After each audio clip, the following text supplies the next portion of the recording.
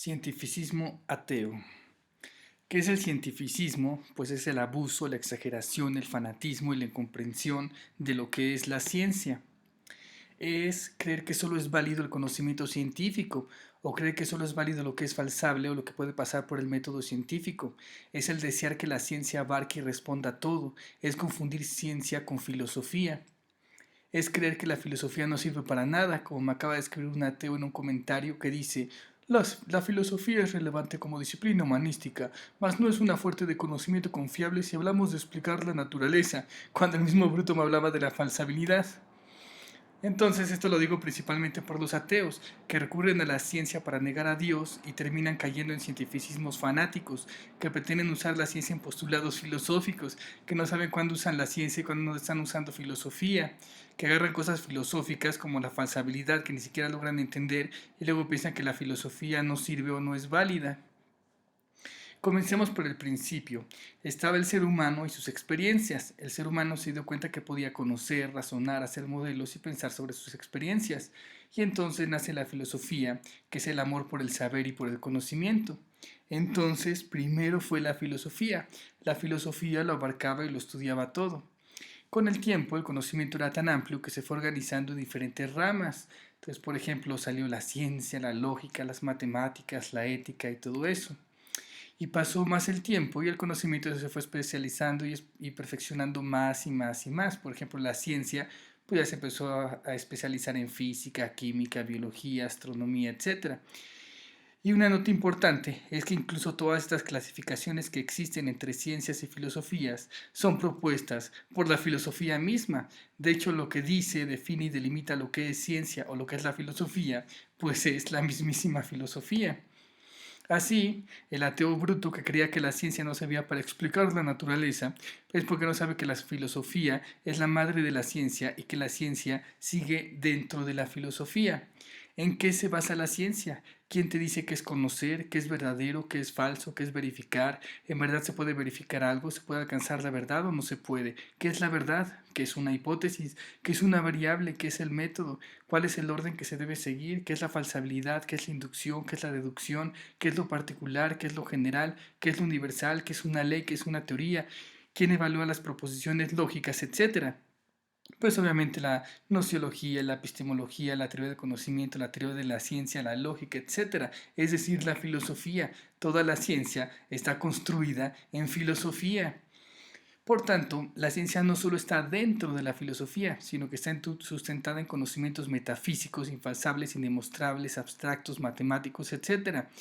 Premisas que se basan en el método de la filosofía, es decir, la coherencia interna, la lógica, la razón, tesis, antítesis, síntesis. Sin filosofía no hay ciencia. Así tenemos la filosofía, dentro de la filosofía está la ciencia, está sustentada en la teoría de la ciencia, la epistemología, matemáticas, lógica, semiótica, etcétera. Ahora lo ven, la filosofía es excelente para conocer la naturaleza, pues con sus diferentes ramas logra construir y sostener dentro de ella a la ciencia misma. Fue la filosofía la que en base a paradigmas metafísicos infalsables no científicos logra construir a la ciencia y al método como una herramienta, como una lupa, para ver al mundo más de cerca y con más precisión, para lograr una verificación medianamente aceptable, para tener modelos un poco más confiables sobre la realidad, aunque aún así son falibles. Y así comenzamos con las burradas ateas cientificistas. Los ateos pretenden que solo el conocimiento científico sea válido, pues puede pasar por un método estricto, y pretenden que se descalifique todo lo demás. Entonces dicen que solo vale de la ciencia hacia adentro y que todo lo demás es metafísico, infalsable, indemostrable, magufo e inútil. Son puras fumadas según creen los ateos.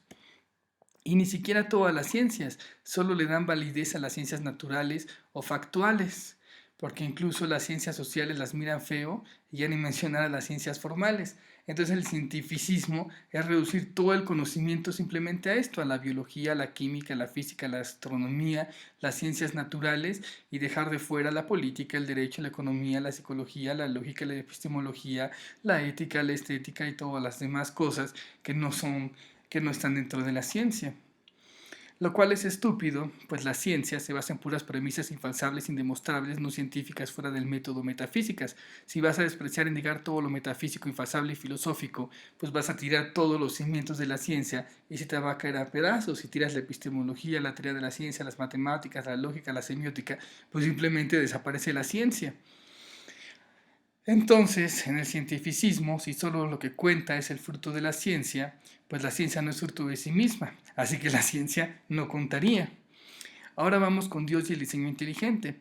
Dado que en su locura los ateos no pueden pasar por el método científico a Dios, porque pretenden tratar a los sujetos como objetos, entre otros errores varios que cometen, entonces descalifican a Dios y al diseño inteligente, o lo llaman pseudociencia. Los ateos creen que por un lado está la filosofía chafa que no cuenta, que es toda esotérica y metafísica, y que por otro está la ciencia, la superciencia que arroja verdades absolutas incuestionables del fanatismo cientificista ateo.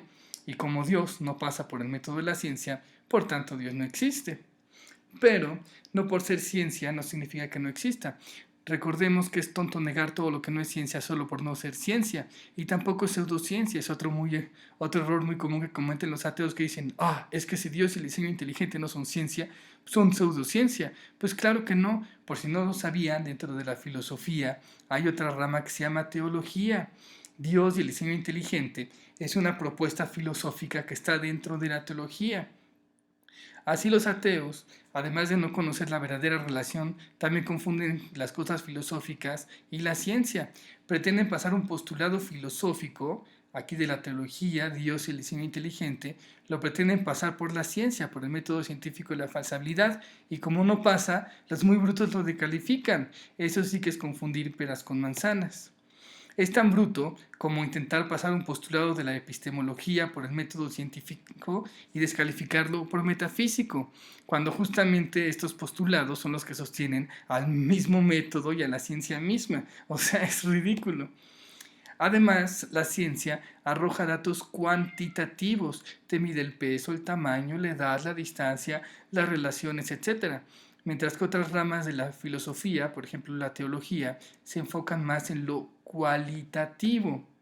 Por tanto, la ciencia te podrá medir el cosmos de extremo a extremo, pero es incapaz de decirte si tiene propósito o es un diseño, pues solo arroja datos brutos.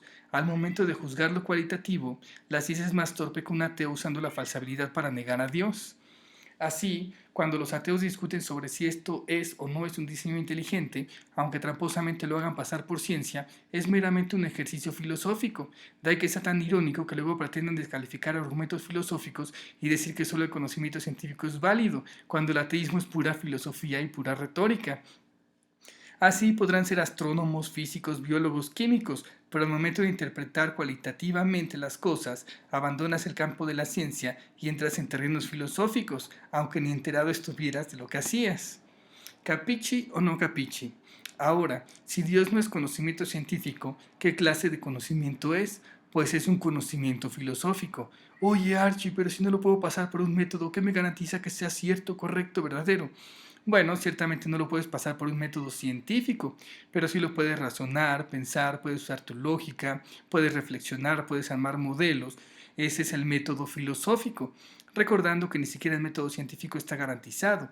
Es una herramienta útil, excepto cuando lo usan los ateos y se vuelve una herramienta peligrosa, como dejar a niños correr con tijeras en la mano. ¿De dónde sale el método científico?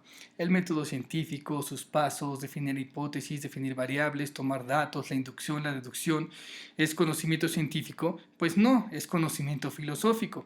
Es un conocimiento filosófico en el que se basa todo conocimiento científico. Así que no desprecies ni subestimes al conocimiento filosófico. Salen del mismo lugar. Si el método científico no nace de un experimento científico, ¿de dónde nace? Pues nace de la razón, de la lógica, de paradigmas que se fueron construyendo durante siglos, nace de la filosofía.